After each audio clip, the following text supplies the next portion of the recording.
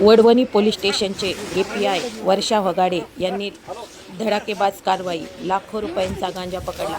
नमस्कार, जनशक्ती महाराष्ट्र न्यूजमध्ये आपले स्वागत आहे. मी पत्रकार ज्योती तुसांबर.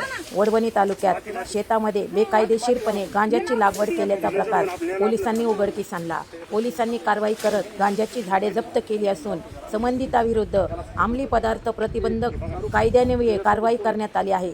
वडवणी पोलिसांना मिळालेल्या गोपनीय माहितीच्या आधारे शेताची पाहणी करून छापा टाकण्यात आला.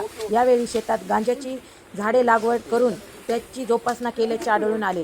पोलिसांनी पंचनामा करून गांजाची झाडे जप्त केली.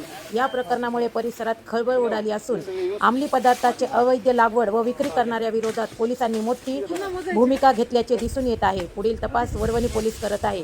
बीड जिल्ह्यात यापूर्वीही शेतामध्ये गांजाची लागवड केल्याची घटना समोर आली असून पोलिसांकडून अशा कारवायांवर आळा घालण्याची मोहीम राबवण्यात येत आहे.